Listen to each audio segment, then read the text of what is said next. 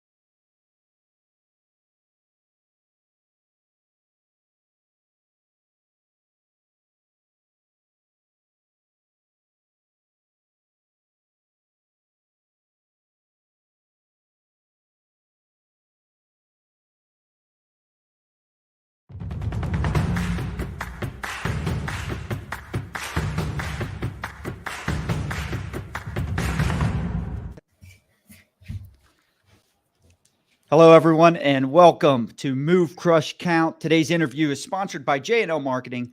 J&L is a digital and direct marketing agency that delivers results with strategies that help you outsmart competitors so you don't have to outspend them.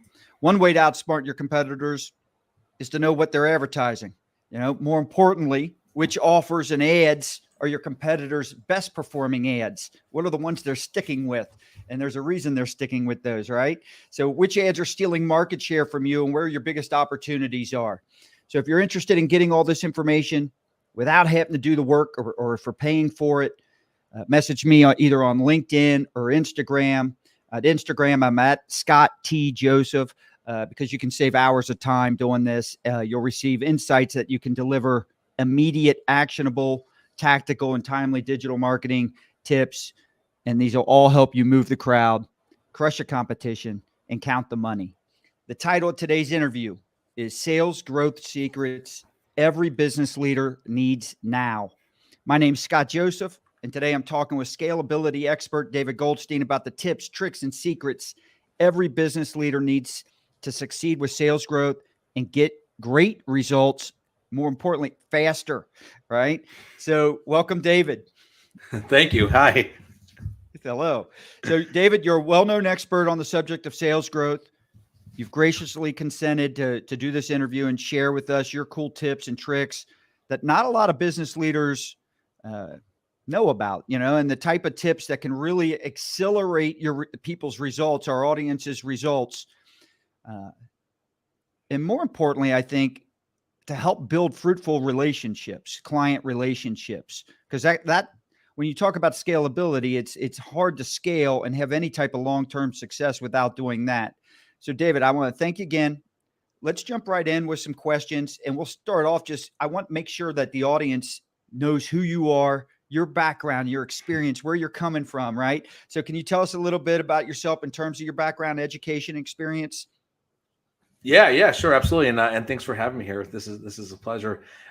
So my my entrepreneurial ness started way back when I was a little kid, growing up in the Midwest in Michigan, and it started when in the middle of February in the wintertime, where we're at a family friend's house and the dad's getting yelled at by the mom to go clean up after the dog in the backyard, and he's like, "It's cold out, it's snowing out," and I go, "Hey, I'll do it."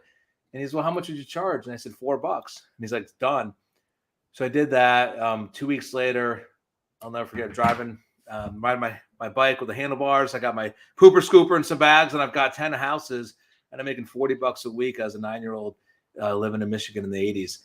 And I said, well, this is cool. And if I can grow it and do it, how much more can I make? And that kind of got me on the sphere of entrepreneurialism. And the same thing happened throughout in college. And then, of course, when I started my health tech company and so on and so forth.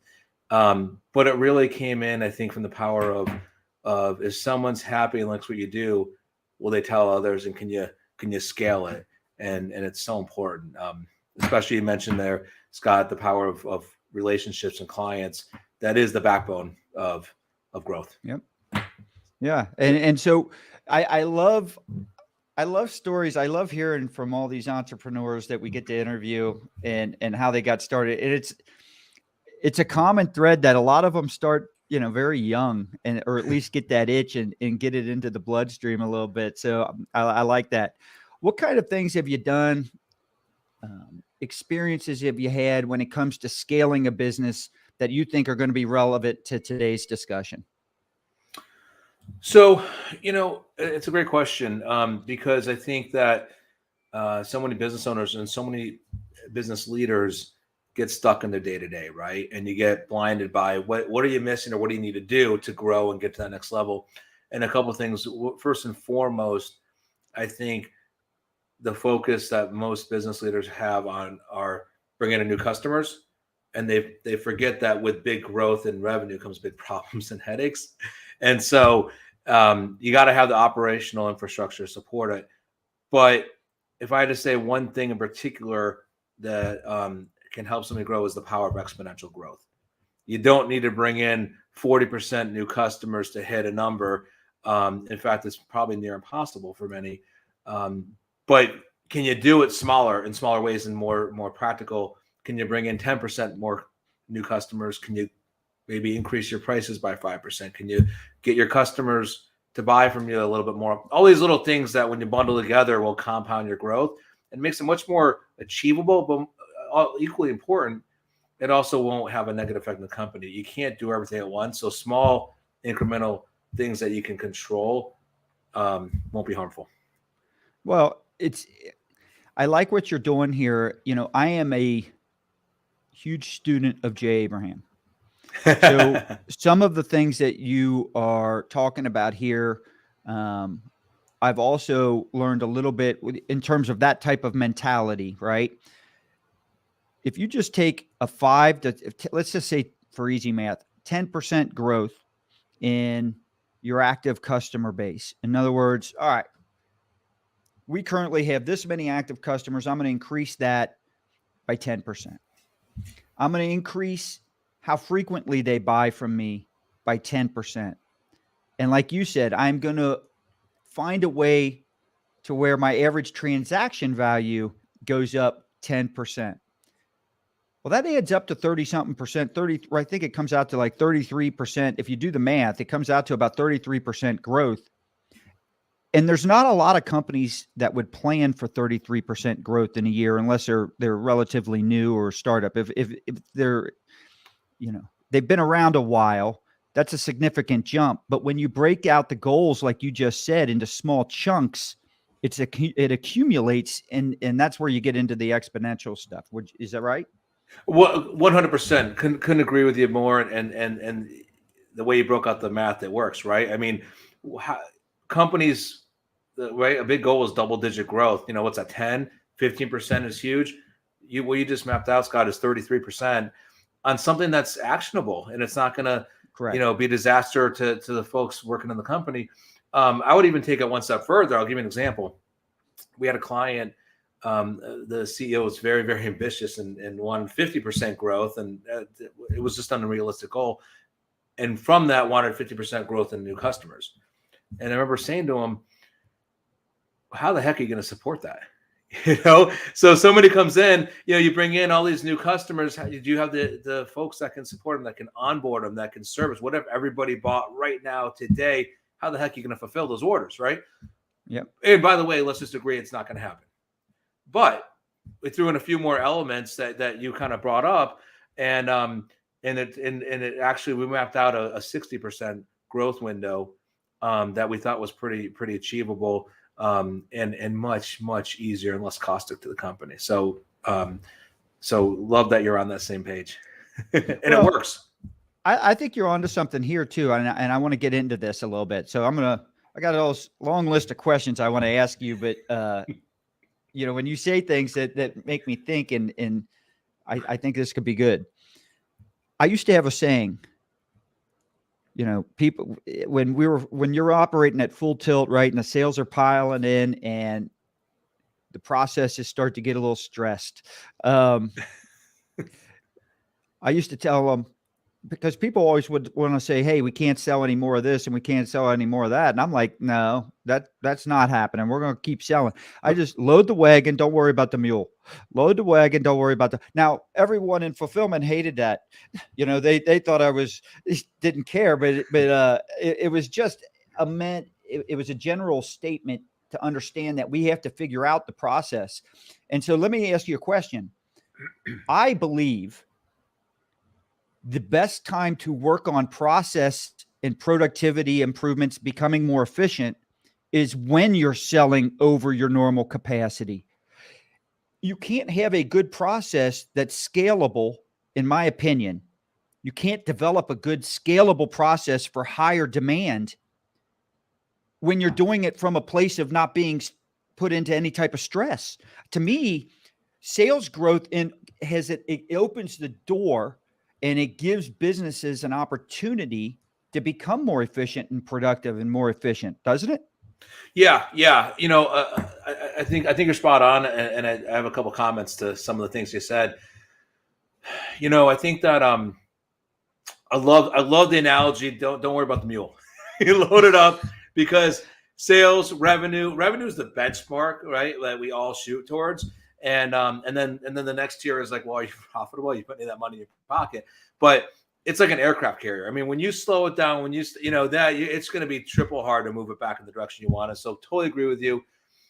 Where I get called in oftentimes is as someone told me I should rebrand with like a fire truck, because I guess what I get called in is putting out those fires of holy crap, we don't have enough mules, and what are we going to do?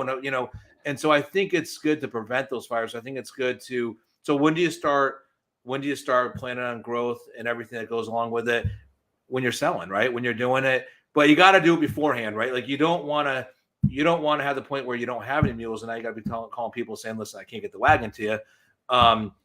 But how do you find that out? It's by looking at the process. And I think if I can take a step backwards, and where I see so many companies that want to get big revenues and big profits and don't, it starts with identifying, what the heck are you selling that people want and why? We all have great products and services. It's just more of why does someone how come they can't live without it, and make them know it.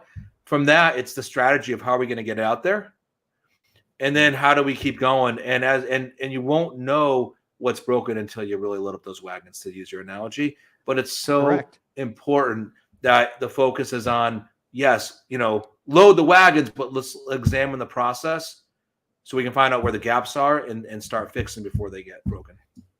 You have to be committed to client experience, right? To however we want to say it, client experience, customer satisfaction, all this type of stuff. You want to wow your clients. You want to wow them from the beginning all the way through and after, right? And so it's almost like, to me, it's very similar. I want to see what you think about this. To me, it's very similar. Let's say I develop a product. Well, a lot of times I develop a product and I think, wow, this is the product. The market's going to love this, right? You put it out there and all of a sudden you start getting feedback from prospects, feedback from clients. And the next thing you know, you have a decision to make. You can either start changing that product to fit the actual wants and needs of your prospects and clients and give and deliver on what they really want and need, or you can stay true to what you have and say, no, they just don't understand it yet. But a lot of times you develop a new product and within a couple months, sometimes even a couple weeks, that product's completely changed from what you originally launched. But you have to be committed to being flexible and changing quickly. And it's no different on the product. You have to be committed to clients, customer service, and that experience. And you have to be able to recognize, all right, sales are coming in. We've got an issue here. Recognize how to root cause it and bottleneck it, right? Or where the bottlenecks are and how to root cause that stuff and be all over that. 100%, 100%. I think my personality, my philosophy, my own companies and companies I advise, I kind of sign up to the Steve Jobs way of, the market doesn't know what they want until we give it to them, right? And that comes in, but then there's some intelligence gathering. It's not like you wake up one day and say, let me just develop this iPad, right? So, but I think companies get bogged down in market research because when they're asking those questions and getting those polls, it's only the frame of reference is what's available today, right? People aren't thinking. Yep. So I think you got to put it out there, but And the biggest caveat is when you build it. And I remember when we built my first health tech company, it was always built to be moldable, because you don't know what you need today. You don't know what you need tomorrow or in 2 years. And you know, I advise folks, you got to launch. You can't do anything if you don't launch, right? Because you don't know what's good. But when you launch, you got to get feedback. You got to talk to your customers. You got to find out, you know, what's good, what's bad, and what can it do to like make it a must-have in your day-to-day routine. And then the thing too is when companies don't do that, there's another missed opportunity. Because if I go to a customer, if I go to, hey, Scott, you're one of my, you know, best customers. Hey, let me pick your brain. I love your feedback and advice. You're going to be like, wow, you care about me.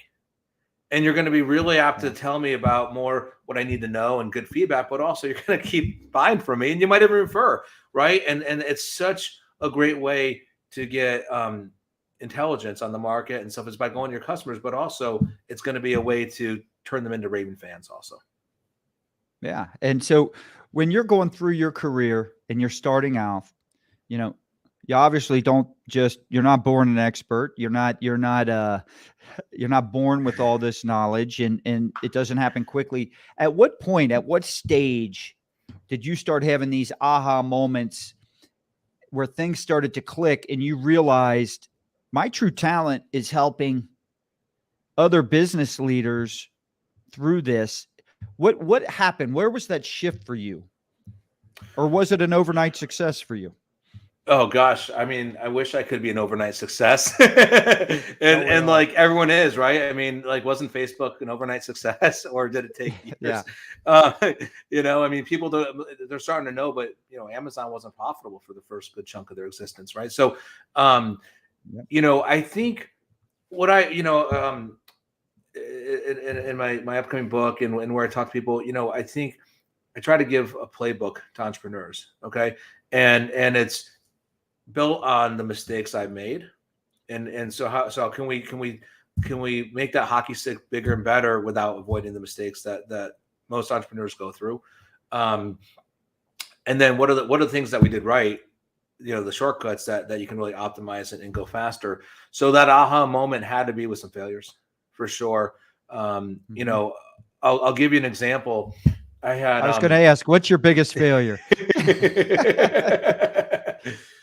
Thinking that we were so smart and we knew it all, like we're going to be the next unicorn, and you go out and you build this platform, and you price it, and then you find out no one buys it.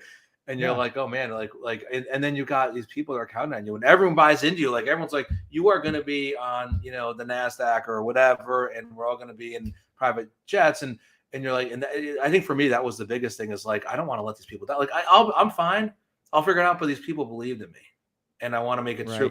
And so what do? Yeah, we had to learn, you know, what happens 98% of the time is you have to pivot. And I'll give you an example. We had a time we could predict what your chances are of getting diabetes and heart disease over the next 10 years. And that's really cool. And that's really cool in a boardroom. But do people really care? Especially back in the day? No, they not to pay for it. Where it could make a big difference is if someone's trying to sell you disability insurance, and you take a quick survey before you can do something, and you find out that within 10 years you could be out of work. And so we were able to pivot and take something and move it into a different direction. But I'd like to give you another example, you know, something that really resonates to me to this day, and that's focus. And that's something I didn't understand. I had met somebody, we became close, and I remember going to New York City. I took him out, and this guy, I mean, he had sold one of his companies to Microsoft for $500 million. I mean, this guy was a player, the guy I wanted to be. I was like, give me one piece of advice, and he goes, focus. And I'm like, on what? You know, what does that mean? And it wasn't until some failures, and then I actually watched the clip from Steve Jobs, using him again, where he said, focus isn't like I focus on just this thing. It's saying no to these 100 things that come your way every day, because there's always great opportunities. There's always things, and it goes back to what you said a few minutes ago. You know, do you put something out? Yeah, you might need to modify it, you might need to customize it, but this is what we believe in. This is what's in our lane. This is why we're going to dominate. You got to stay focused to it.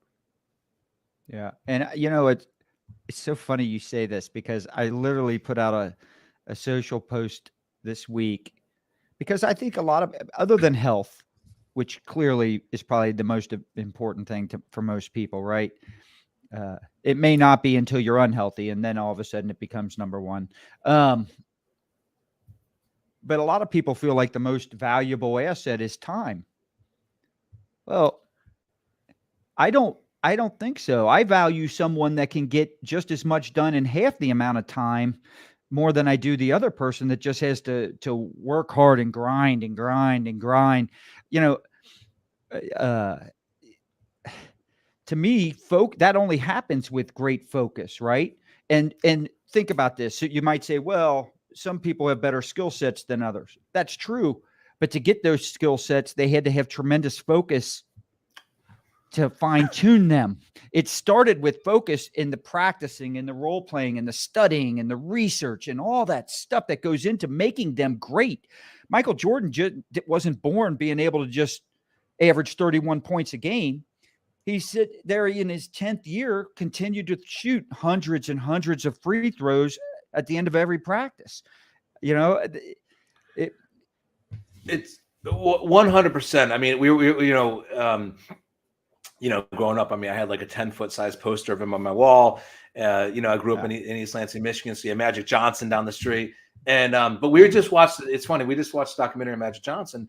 After his second year in the NBA, he wasn't happy.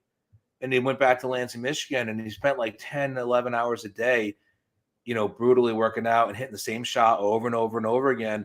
And, that I think that's what separates, that's what gets a Magic Johnson versus somebody that could have been the Magic Johnson. And it's dedication. The other thing I'd say, though, I'd like to kind of tangent this for a second. Your thought of because you said something, what if you can accomplish something in 4 hours where it takes other people 8 hours? And I get asked this a lot by companies, what's one of the secrets to like growing sales and having a well-oiled sales machine, all that. Why are we penalizing people that can do something in 4 hours and requiring them to be at work for another 4 hours, right? And by the way, if they're hungry, they might just end up working the other hours and put up 2 times as much or 3 times as much. 100%. Well, I learned this as a sales manager, and I carry this through today. I tell people, for example, quota, hitting your goal, whatever you want to call it, and anyone in a company for that matter. But if you're looking at sales reps, hitting your quota, in my opinion, is a C. It's average. It's doing your job, and everyone should do a better job than just doing your job. It's like in a C. If you can't get Correct. a C, you can't be in college. If you can't be average, you can't stay at the job, right? So you have to pass. It's why I dropped out of school. David, that's why I dropped out of school. Right.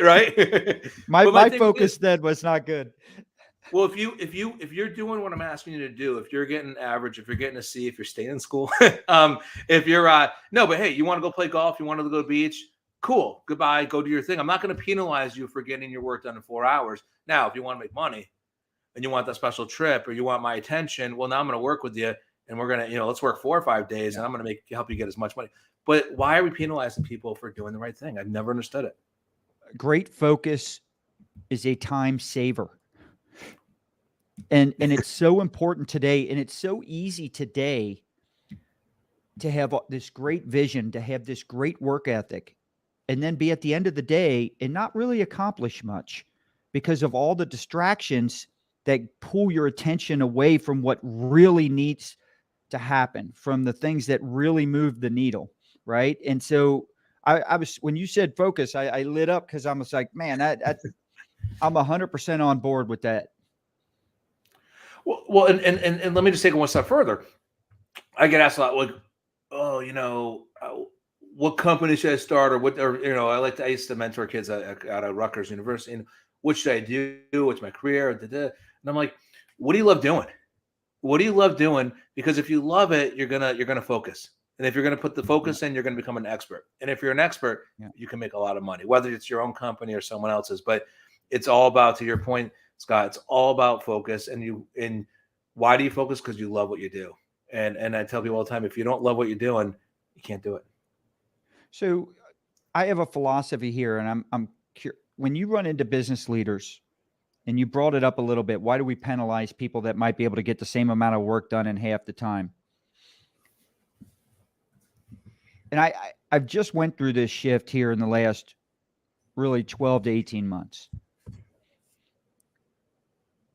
I value, and what I want from all my businesses, I want to value results. I don't care about the hard work. The only time I look at the hard work is when you're not getting results, or you're not working hard enough, or you're not doing what needs to or you're not doing what it takes to succeed at a high level, right? But I want results. And like you said, meeting quotas, that's the average, that's the bare minimum. But I want people that can deliver results. And I value that over hard work. If I've got two people and one person has to stay till 9 o'clock to get their job done, where someone else is leaving at 3, who's most valuable to me? Well, the person leaving at 3. Let me give you an example where I learned that really, really quickly. I after college, and it was advised I go get a job at a company like ADP, learn how to sell and all this stuff because it's really difficult. And I'm like, I'm gonna be the first one in the office, and I was. I turned the lights on, turned them off. I mean, I did all that stuff, and because I really wanted to learn. But I remember I was new and I was assigned a mentor, and he needed this deal to get in, and all this extra work had to get done. So I came in at like 5 a.m. for a couple of days in a row, and I'm doing this thing. I got it done, and it was cool. And I'm like, feeling good. So we walk into the meeting on Friday, and the big boss comes over, and I'm like, and he grabs me, and I'm like, oh, he knows my name. That's cool. And he's like, smiles. He says, hey, I heard you got this done for us. Thank you. I go, yeah, man. Like, I was here at 5 a.m. every day this week. And he goes, hold on. You think I care? Because I don't care what time you got here. I care you got it done. And I'm like, I looked at him. Right. That's great. And I'll never forget that. But it's the only thing that matters is results. Look at like, we watch sports. Either you win or you lose. Either Correct. If you win enough, you go to the Super Bowl or whatever. And that is the only thing that matters. I think when I coach my kids, and I was like, well, this is, rec and stuff. And so you're not getting paid to play basketball. So, we're going to learn and we're going to have fun here. But if you're getting paid to play basketball, we are, and there's a difference. And I think, we had a conversation this morning about roles. And if you assign and you structure your company with roles, and a roles chart as opposed to an org chart, and everyone knows what their role, and with a role comes an expectation of a result. Now you can hold people accountable to your point, the result. It doesn't matter how much work you put into it. It matters, did you get it done, and is it the right way? And tell some. Go ahead. Finish that thought. No, I was just going to say that's one thing I really, really stress to business leaders. Everyone talks the game, results, execution. Very few practice it. And the thing is, it's holding. You have to win. If you can't win, you're going to run out of money. And the leader's job is to help their people, give them what they need, the tools, the training, all that stuff, so they can do their job to win. But everyone has to be held accountable to win. Sorry, I get passionate about this. No, I love it. And I always have to tell people, because sometimes when I start talking, I get like a little fired up, and I got to tell them, this is just how I talk. I'm not upset or anything. But, Jay Williams from LinkedIn threw out a comment, love this, work smarter, not harder. And so this is on that topic of focus, because you can't work smarter, not harder, without tremendous focus. What tips or advice would you give someone to make sure they can really dial in on that focus? You brought up focus. So what advice, how do you make sure when you're advising people to help them be more focused? So let me give the preface it with the caveat though. The goal is, like Jay Williams is saying, work smarter, right? In the beginning, you have to work hard and work smart. And over time, the working smarter will become the majority of your. So you have to, and part of that working hard is the focus and learning what you need to do. So something that I like to talk about is really holding yourself accountable. Where do you spend your time, and are you planning your day? I don't care what your role in a company is. You should never start the day off without knowing what you're going to do that day, right? I don't end my day, and it could be 3 a.m, but I will not go to sleep until I've hit everything on my list and I'm prepared for tomorrow. And then I hold myself accountable, and I think everyone should do this. I used to ask this in interviews. Are you doing the right things or doing things the right way? Because you could be doing the wrong things the right way all day long, and that comes in you're focusing on the wrong thing. So it's very, very, very important that what we do every single day, because it all adds up every day. Am I focused on the right things? And then what is that doing? What's the value? What difference is that making? We don't want to ever just do work to do work. We want to do something that's going to move the needle. If I'm in IT, is that needle putting the business processes to the next level so it can automate? If I'm in sales, am I working, all these things? But what I'm doing right now, is that going to be valuable? And if the answer is yes, then I shouldn't be doing anything else except that. How do you find that out? Well, it starts with the company. You got to come up with your number one goal, and then break that down to I think what I like is OKRs, objectives, key results. For anyone that's not familiar with it, and then that's your quarter. And what am I doing right now? Am I working it to that number one goal and those OKRs? Other stuff that comes my way, maybe I'm doing, but only if I'm doing those core things. And it's so that discipline of focus is so critical. And I think oftentimes is a differentiator between really successful companies and those that are not. Well, I think that there's a lot of, so I've really tried to work hard on this over the last 2 years, because when you start jumping in and doing social media and you start doing all that, if you're really going to be committed to it, right, with all these reels and everything, it's very easy to start numbing yourself and just scrolling through this stuff and get lost in it. And then it's very difficult. You think, oh, I can go back to work and knock this out, but your brain's mushy at that point, and it's not. So I love that you said how you start your day. And so I know there's a lot of people out there saying, hey, you start at 4 a.m. And I'm not one of those people. I think everybody has to start their day what works best for them. But I will tell you what works best for me in terms of eliminating distractions and allowing me to focus better is I really work hard, especially at the beginning of my day, not being overstimulated. So what I mean by that is the first thing when I wake up, I do not pick up this phone. I meditate. I get up, I pound some water, I drink my coffee. And while I'm doing that coffee, I got a nice little place outside that I'm praying. I start there. I have something that I write down in terms of what I'm grateful for. And I keep that journal. I do that daily. And then and only then, I want to then move into something that maybe my first most important project of the day, something big that needs to get done, not a to-do, not a task, but a big project. And I want to spend my moment then while I'm doing that, because what I find is once I start scrolling and saying, oh, how many people liked my stuff and how many comments did I get? And I got to respond to all that. It's hard for me, at least, to jump back in and refocus myself on what actually has to happen. I love that. It's funny, like grateful journal.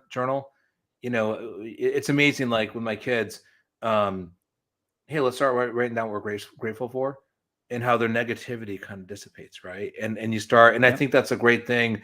And I really do think it programs people, especially in business, to start thinking solutions. I think, and it's funny, you said a few things of how you get your routine going. You don't show up to a football game, suit up and just start playing football. You get there, you stretch, you run, you throw the ball, right? Like you got to warm up and get into the rhythm and the groove. How many people come in and they just grab that phone and they check emails, and then you're working on, and I think part of it, and I actually think it's subconscious to some extent, they don't want to tackle that hard thing they have to tackle. Correct. I do the same thing as you, Scott. I do that biggest, hardest thing, and I get it right out of the way, and which feels great. And then you have that can-do attitude, and then you knock out the other stuff, but it's on your terms, not other people's emails and things like that. When you start looking at all this other stuff as an excuse to not do the hard thing that you want to do, and you think, oh, I can tackle this later. Well, how many times has that later never actually happened? And so that's why for me, it's about making sure I protect what goes in here. I watch no news. I don't, right. Sometimes I got people that tell me, gosh, can you believe this is happening? This is happening. I have no knowledge of it. I'm just happy-go-lucky, just living my life. and doing hopefully what's right by my family and my friends and working towards getting better. I mean, I don't have time you'd for all ask, that other stuff. well, totally agree. I mean, my mom told me years ago when I was a kid, I watch the news, all you see is people bad stuff. It's depressing It's because awful. nothing good, right? Like nothing, the good stuff unfortunately doesn't sell. Um, one thing I try to hold myself accountable to, and it's hard, is and it comes into that focus and I think it goes back to Stephen Covey with the 7 habits highly effective people, is that time quadrant. Spend your time in the important, not urgent category. And let's go full circle back to your wagons and mule example, right? We're loading up with the sales, loading up the wagons, but it's important to plan when you need to buy 7 more wagons and mules, and you can't wait till you can't fulfill to buy them. And it's that important, not urgent. So many people operate in the important and urgent category, and all you're doing is putting on fires, and you're not staying focused on your overall goal and those OKRs. It's so critical, in my opinion. And I think you also have to plan on, like you said, you meditate. I think you got to plan that downtime, right? I mean, we're so programmed these 8 hours in a day we're supposed to work. Is it really a problem to go play golf and then work at night or whatever the case is? But what makes sense when that downtime to clear your head and go for a walk or something and then come back. But as long as you're coming back and tackling that problem, not just someone who needs you on an email. Now, listen, I stole some of this from Donald Miller. After I complete a project, let's say I've got 2 or 3 projects that I want to get finished in a day. If I complete one, I'll do just what you just said. I'll go for that walk. I treat myself to something. I take my mental break, but then I go right to project number 2. Now, I still allot time to go into social, make my comments. I want to respond to people. I want to comment on a lot of people I follow. I want to comment and like their stuff and help support them as well. And, but I don't start my day there, and I try not to end my day there. I don't want to end there either. So, somewhere, when our brain is not as sharp, right? And maybe that 3 o'clock to 5 range, right? Later in the day, we've already knocked out 2 or 3 big projects, right? That's when I want to start focusing in and doing some of the to-dos, my tasks that I got to do on and knock that checklist out. It's funny because I'd say I structure my day very similar to yours. The only thing I haven't done, if you read I think there was an Olympic strength coach or optimizing guy to the U.S. Olympic team, and I think he recommends you work out at like 4 in the afternoon, just like you said, that 3 to 5 window where you're just like, that's hard for me. So I know I either got to knock it out first thing in the morning, maybe midday, but that's one thing I'd love to change. But I think it's important what fits you, and are you doing the right things through your day, and none of the nonsense that's going to distract you. Yeah. So let's get into some of the tips and tricks and secrets. I think the focus thing is an overarching thing that can apply to a lot of different areas, especially when it comes to scaling up and growing fast. But what's a tip you wish someone had told you when you were first starting out? And let's focus it in on sales growth. So, I would say something I had as a business owner, something that I wish I had understood or known about is the power of optimizing clients. I think it is so, and I know it is so often overlooked.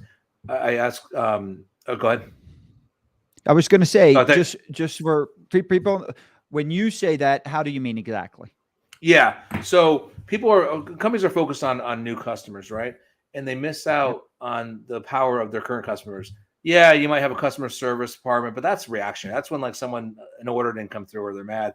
But what's a real strategy you can put to play to get your customers happy, to see them through onboarding, right? There's these these times when they might terminate service you don't know about. What do you do to avoid that? How are you messaging them? You message a new customer differently than you do someone that's been with you for 3 or 4 years. And there's got to be reasons to connect with them. It can't just be to buy more from you. It's got to be real value. But what can we do with a strategy to get them to buy more and more often, right? And turn them into raving fans. And as we talked about before, I mean, one of the great strategies is getting them to be your group, your focus group, right? We're thinking about launching with this. Do you like it? Would you? Yeah. Do you want to buy it? Pre-order it, right? And they will. But I have a take on referrals. So referrals are a great way to grow business, right? Everyone talks about them. I don't think a lot of companies do a great job with it. I mean, I like to say, like, if you couldn't cold call, if you couldn't do anything, you could only rely on referrals to get new business. Like, would you treat your customers differently? Yeah, you would. Well, not only that, you'd probably have a systematic process to get them instead of, hey, sales reps, can you ask for some referrals? Exactly. And that's part of it. That's exactly right, Scott. Is you got to have that system. What do you do? How do you do it? What value are we giving? Not just like, hey man, who do you know? Like, my boss is on me. Can you? But because if people aren't referring, here's the thing: if you're not referring, you don't love the company, right? Nobody. Yeah. So if you're referring, you feel good about it. Think about it. We all like, dude, check out this restaurant. It's my favorite place. I'm not getting paid by it. I got the best accountant in the world. I think I do. I'd love to refer you. He's not paying me. I'm doing it because I really value him. And there's a misconception that I have to pay my customers to refer. No. What are you going to give them $100? Like, they don't need that. They want to love you and your company, and they're going to feel good about it. So I'd say if someone's not referring you, you better get in front of them because, they may be going somewhere else. Yeah, no, 100%. I love the referral aspect. Why do you feel the tip of optimizing clients is so valuable? Because they're the lifeblood of your company. I mean, a company might make money. They're not going to get rich. They're not going to hit their goals without customers. If you have a business and it's one and done, okay. But if you have something where there's repeatable purchases over time, at least, if your focus is only on getting new customers, then you're going to be working which is an uphill battle. It's important. It's necessary. You have to excel at it, but it's tough. Isn't it much easier to get, like, as you're getting more customers, keeping them, and then you can rely on them from a forecasting standpoint, right? And it's a lot less expensive. Yeah, exactly. And if somebody buys from you, and here's another thing too, when you optimize. So if somebody buys from you, chances are they're going to buy again. I mean, I forget the data. I think it's like, like if you're checking out at a convenience store, if you say, do you want this gum? Like 30% of people are going to say yes. Because they're buying from you. They're not buying your product or service. They're buying from you. And so, what else can we do to drive that relationship, to optimize that relationship?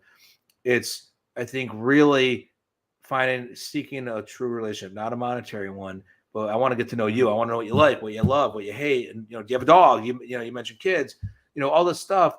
So I can message you in a targeted, segmented stand, but also, what else? Other problems do you have that I can solve? Maybe not me, but maybe I can refer you. But maybe maybe you have a problem and I'm going to help solve that solution.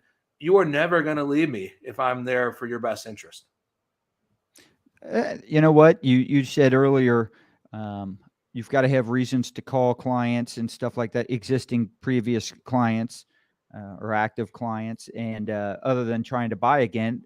What a great way to do that, to make that call and say, hey, I realize I don't really know exactly what you do if you don't. And I'd love to be able to help you. If there's anything I can do, refer people to you, help you with this or that, or make a connection, I will do that. But I just wanted to make sure I knew exactly what you were doing. And if I can help, I'm here to help you. Right. 100%. And you asked for a tip. So I'll give you a secret tip. Yep. That I think that's what we really want. Cool. We like secrets, we like tips, and we like the quick. Everyone likes the quick fix, right? Well, I used to tell sales reps early on, so they say, there's 10 of us in this meeting, everyone come with a tip. Oh, I don't want to share my secrets. Yeah, but you invest one, you're going to get 9 new ones, right? So that's right. So here's something cool, because we don't want to be just like everybody else, right? I don't buy my wife. I hope nobody's offended here. But I don't buy her roses on Valentine's Day. She'd get annoyed. I grew up, my grandpa was a florist. My mom's like, that's the biggest waste of money. You buy it the next day, But also, I don't buy my wife that because it's meaningless, in my opinion. I don't buy her flowers after an argument. I buy her flowers on a random Tuesday when it means something. And she's like, wow, you thought of me out of the blue, right? So same thing with our customers. If you're not doing it, you should have a thing like, hey, you've been with me for a year, something. But what about your 6-month anniversary? So, we've had a lot of success of hey, customer, congratulations, it's your anniversary. What do you mean? It's your 6-month anniversary. You've been with us for 6 months. And because I spent the time getting to know you, right? Like we just talked about, I know you've got your dog, whatever, and you love it. So here's a $10 gift card to chewy.com. Go get, Spike something on us. And we just really value you as a customer. Look forward to your next 6 months, like that's cool. Right? Have you ever heard of that? No, it's cool, right? I think anything random like that, because like you said, on the normal birthday or whatever, it's still nice. Don't get me wrong, because not every company does those things. But you also know it's part of their marketing thing, right? When it happened. But on the random stuff out of nowhere, I think it's much more impactful. It's a good point. What's a secret? Because I know you're big on helping companies differentiate themselves. And that's one way to do it. So that's a strong way to do it. So the reason I'm going here is a lot of the people in our audience, the internet has maybe not with the supply challenges that a lot of industries have right now. Grosses are a little bit, most companies are making more per transaction than they normally do. They don't have the volume they normally do because there's not as much product to sell. But the internet has done a good job to a lot of industries marginalizing and commoditizing them. So differentiating yourself, your business, yourself, your own brand, your business's brand is critical, right? So what advice, let's go there. Like what's some secrets to help people differentiate themselves? And you just gave a great tip. Yeah, thank you. So yeah, I think differentiation is it's a must have, right? I mean, it's the difference of why someone should buy from you versus not. And if we can do that, if we can differentiate and show the value, then we don't have to rely on price. Pricing, competing on price is a love you too, Steve. But if you compete on price, it's a losing battle. At some point you're going to get crushed, and we have to be able to compete on value. And if you compete on value, you can raise prices. And the key, I want to just drive this home, the differential of what you raise your rates on is 100% profit, right? So it's a big deal. And if we can do that, we don't have to, we can weather the storms with recessions and things like that if we can drive value. So differentiation is critical. Right. So how do you do it, right? It comes into an open, honest conversation in a whiteboarding session. This is what we do. So what do we do? Why do we think, the market needs it? And then you do the exercise, not good enough, not good enough, not good enough. So I'll give you a couple examples of what I mean. But it really comes into what I like to call market defining position.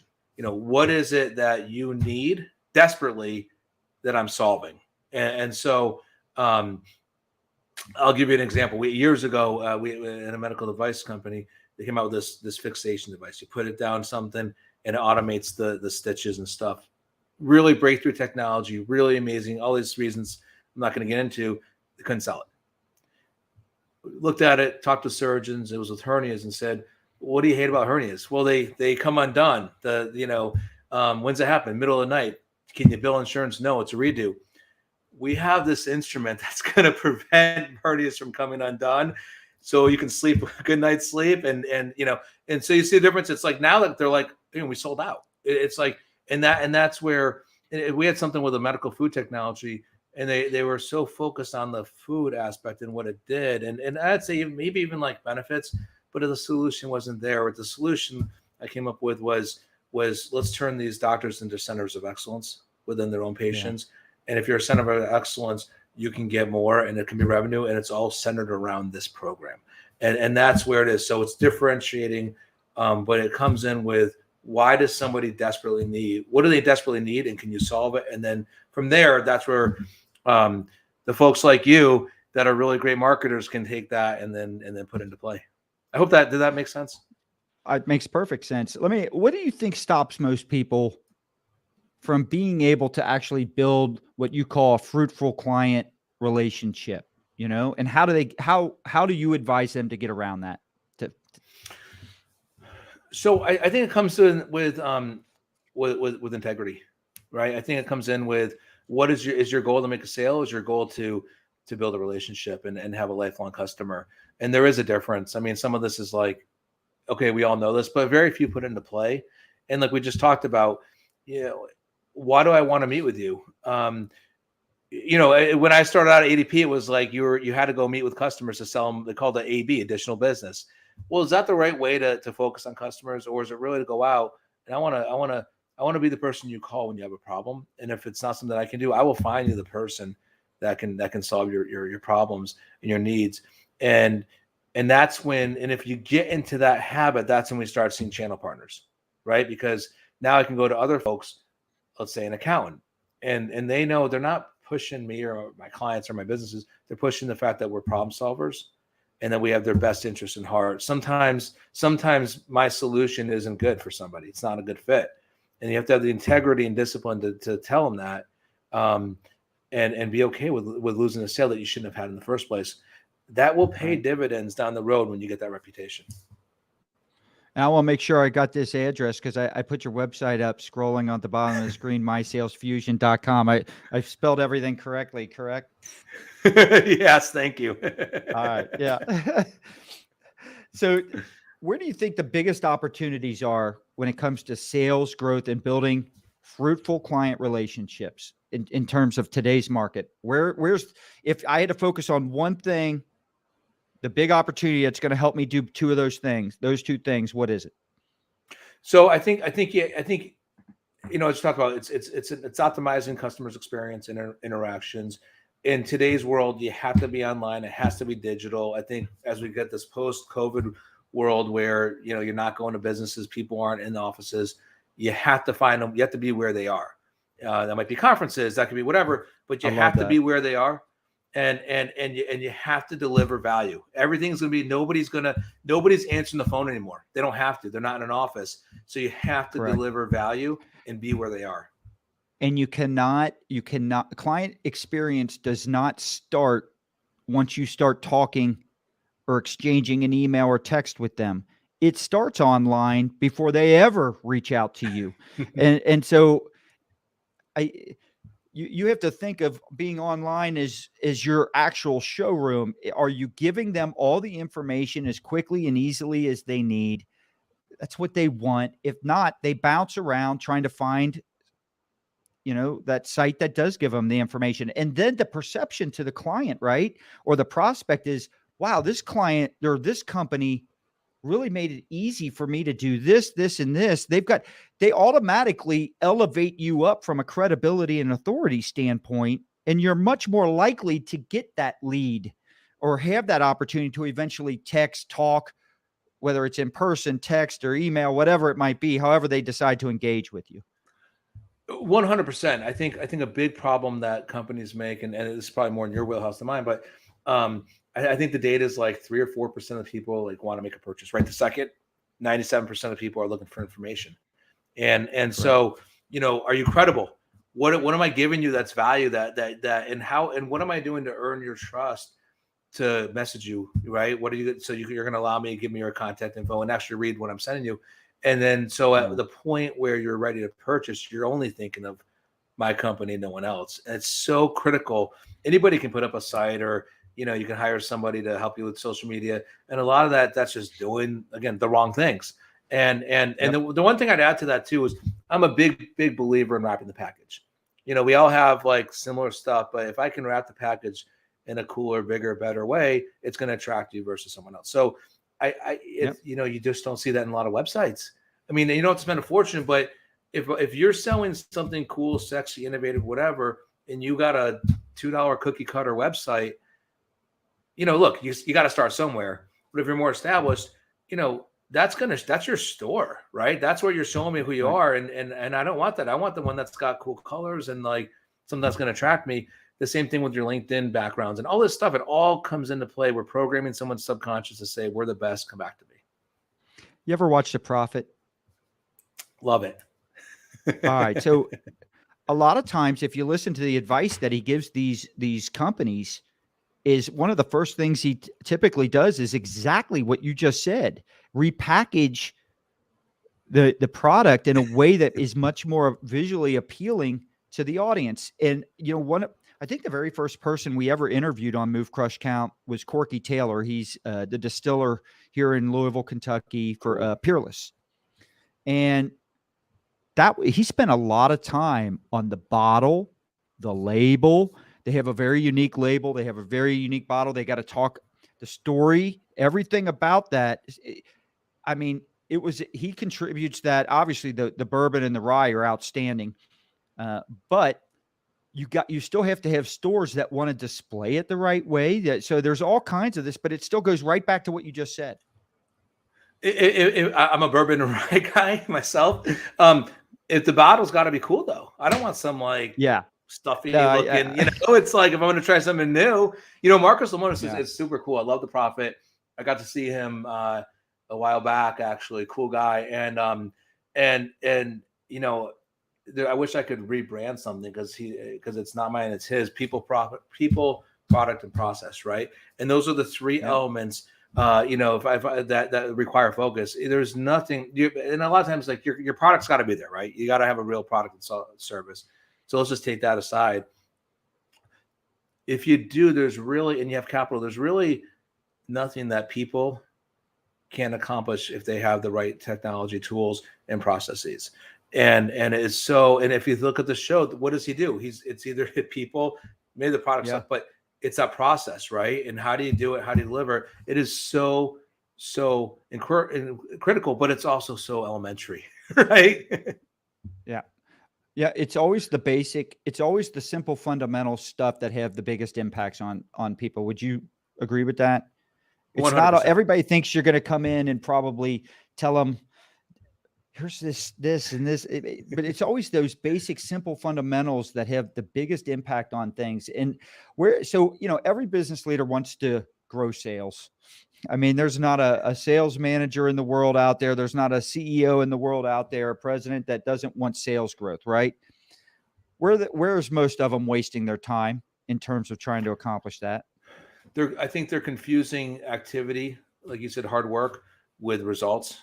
Number one. Number two, they're confusing volume of leads and prospects. They're missing out on the 80-20 rule. It exists everywhere in life, especially in business. 20% of the folks are going to bring 80% of your business. Focus on those. Find out what they are, what makes them tick, and go find more of those. Stop wasting your time on prospects that are A, never going to buy from you, or B, going to be time drainers from you and give you a tiny sliver of what the overall goal is. So big. I know your numbers. You just answered my next question. I was going to say, got any tips for time management to help us grow sales? Yeah, quit wasting time on some of these things. What do you think? So you've talked a lot about the opportunities in scaling and stuff like that. What are the biggest challenges in scaling a business today? So I think this goes into the other thing with the sales is make sure your people are trained and experts. They have to be experts. With scaling, I think some of the biggest challenges are things that we talked about. The focus is fundamentally and foundationally focused on new customers. If you got 30% new customers, there's a good chance your company will fail at some point because you're going to piss off your existing customers. You're not going to have the infrastructure to support all that growth. With big revenue comes big headaches, and you have to have the pieces that can support it. Everything, and this is so often overlooked, everything has to scale, not just your sales. Everything has to scale. Yep. And so you think it's easier or harder today for a business leader to start out and scale a business up compared to when you started doing this stuff? I think it's a lot easier. Why? Okay. So, I think there's pressure today. All the people starting off, hey David, all the people starting off think it's harder. All the people who have done it think it's easier. It's so funny.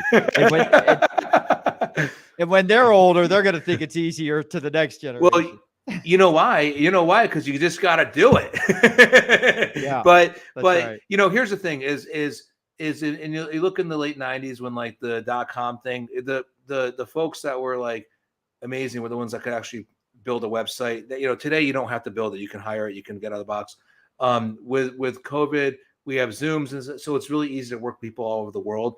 We're not limited geographically to talent pools. So from a talent standpoint and all that, it's much easier. And there's so many automated ways, where and also I think that companies are open to outsourcing and buying things. So I think the barrier of entries are getting smaller, but you have to have the value. So why is it easier today? All that startup infrastructure isn't as hard as when I had to build my platform and literally build it as opposed to customize it. Well, how about just the sharing of knowledge and things that you can do? There's a lot of things you're able to tackle now with having no knowledge of it, because it's so easy to connect with people who have been there, done it, and done it well, right? The information's easier to get right now. Information is so much easier to get, and then this digital world we're in, right? Like the network effect. So I'll give you an example. Right. I just, it was meaningful to me. I had we last year we'd gone to Hilton Head and rented a car, family, and got pulled over. It was great. Out of state plates, out of state license, got a ticket. And I get in the mail, from a lawyer, like, don't come down here, just hire me. And it was like $300 and whatever. And I ended up giving no point. It was really cool. And it wasn't going that fast. So anyways, but the thing is, he's like, hey man, and we talked, we hit it off. The lawyer was a cool guy. And he's like, can you do me a favor? Can you give me a Google review? I'm like, yeah, of course. Like 2 weeks ago, I get a thing from Google. My review is seen by like 537 people. And I'm sitting there and I'm like, this guy in this small town and somewhere in South Carolina, 530. And just think about that, the power. Now imagine if you had a marketing campaign and a budget and a real focus. You couldn't do that years ago when you're starting out. Today you can. And if you do it, so the reach and the scalable reach, that can be somewhat overnight. Now how your success won't be, but that reach it's so much more available than it was. No, that's a good story. I think that's a good way to end the interview. First off, I want to thank you. You and I are connected on LinkedIn. That's how we've met. Yeah. So it's another, I guess, testimonial for social media and how you can improve your network and your relationships with people. I really appreciate. I think the interview was awesome today. I'm happy for anybody that's listening in, because I think you gave a lot of gold nuggets. And if they're out there and they're looking to level up and they're looking to, how do I get unstuck from wherever I'm at, I'm encouraging them to reach out to you, and they can reach you. So your website, we got it scrolling at the bottom, mysalesfusion.com. I want them to reach out to you. Is there anything you want to share about that?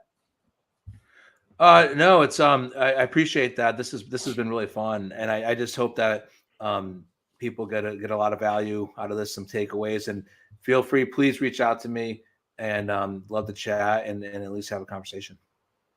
All right. So again, thank you, David Goldstein, for sharing with us, and I want to thank you, all the business leaders in the MCC Nation, for joining us for this incredible discussion about the tips, tricks, and tools when it comes to sales growth that can help you massively improve your results. I'm Scott Joseph. Thanks for joining us on Move, Crush, Count. Make sure you also follow and subscribe to the Move, Crush, Count podcast at movecrushcount.com, as well as you can follow us and subscribe on YouTube.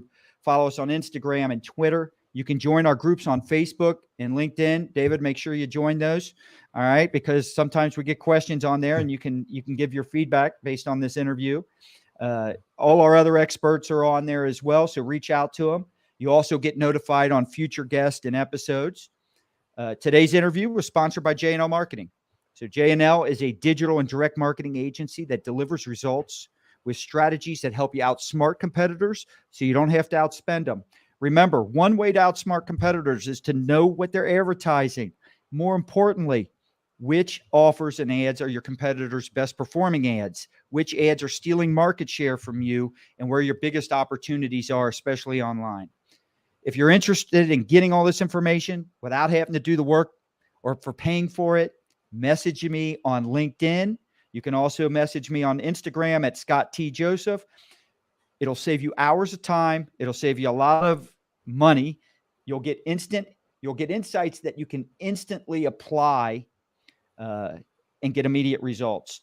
And it'll help you move the crowd, crush your competition, and count the money. Have a great day.